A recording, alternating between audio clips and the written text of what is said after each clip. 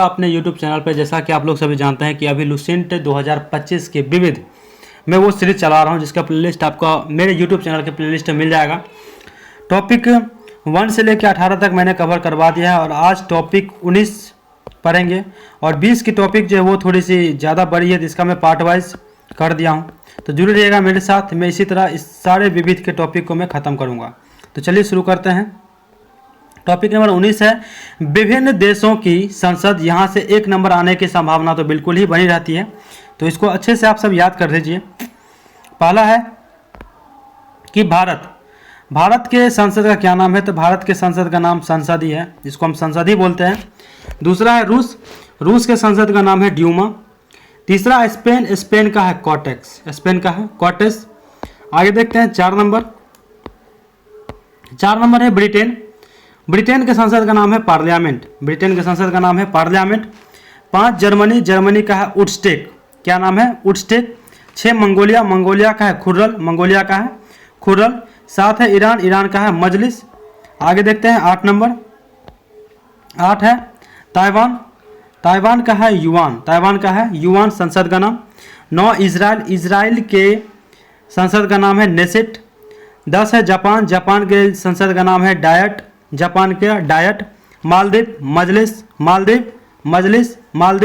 मजलिस। Sweden रिक्सडॉग।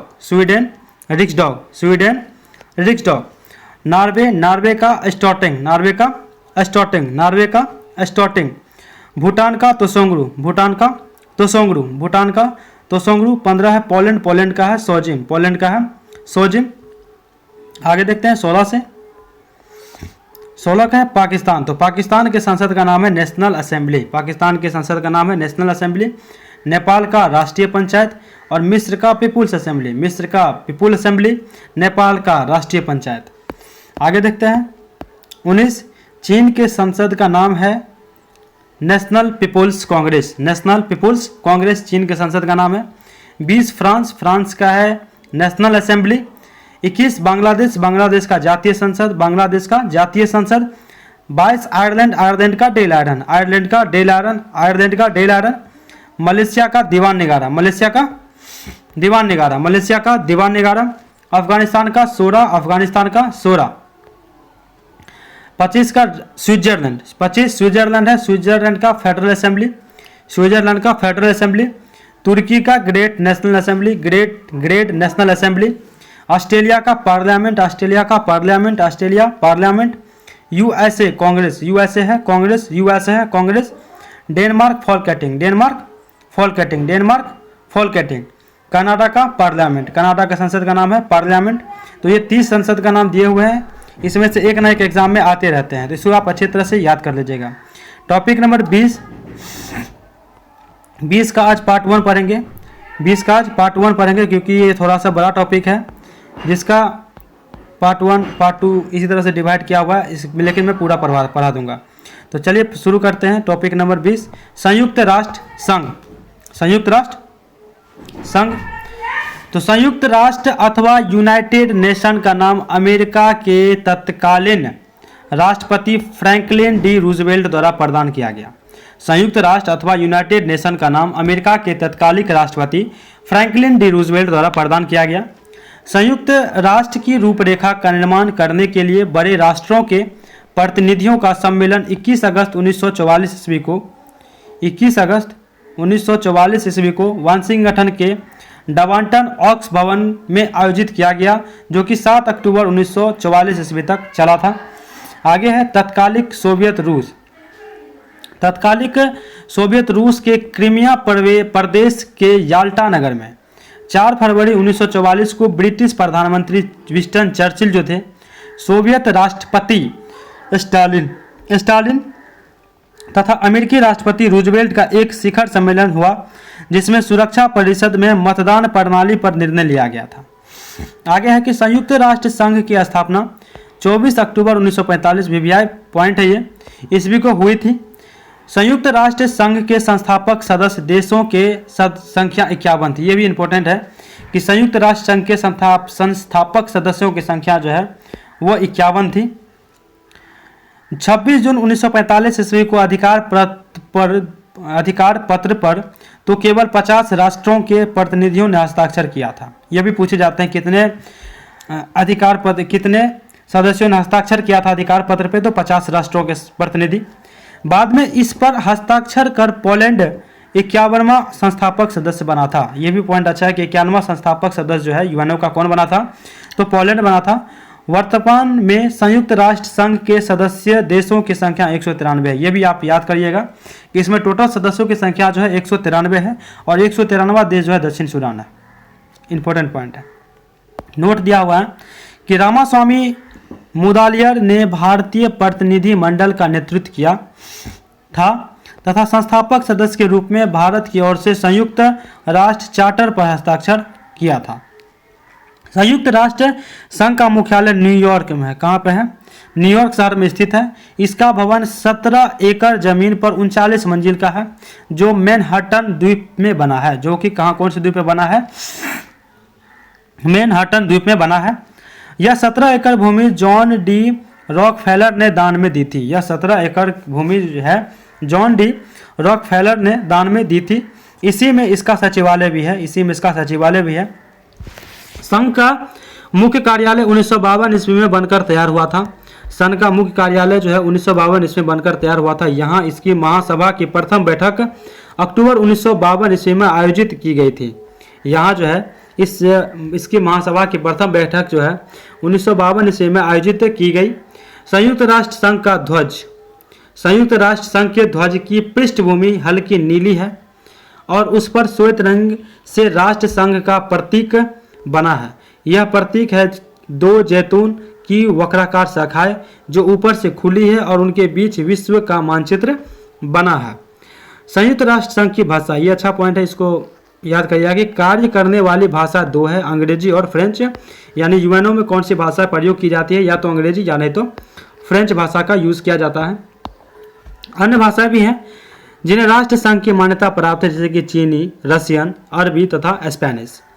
संयुक्त राष्ट्र संघ का बजट, संयुक्त राष्ट्र घोषणा पत्र के अनुच्छेद 17 के अनुसार बजट पर विचार करने एवं उसे अनुमोदित करने की जिम्मेदारी महासभा की है।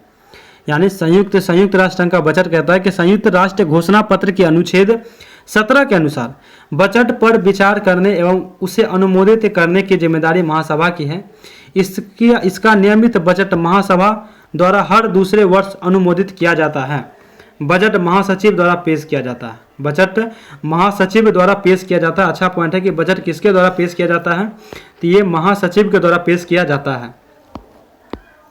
आगे मई 2006 में संयुक्त राष्ट्र के बजट में प्रमुख देशों का अंशदान संयुक्त राष्ट्र America 22%, Japan 19.47%, Germany 8.66%, UK 6.13%, France 6.03%, Italy 4.89%, Canada 2.81%, रूस 1.10% तथा भारत का जो है इम्पोर्टेंट 0.341% का योगदान करता है। भारत संयुक्त राष्ट्र संघ के अंग देखेंगे, इनके निम्न 6 अंग है। अच्छा पॉइंट है कि संयुक्त राष्ट्र संघ के कितने अंग हैं? तो इनके 6 अंग हैं।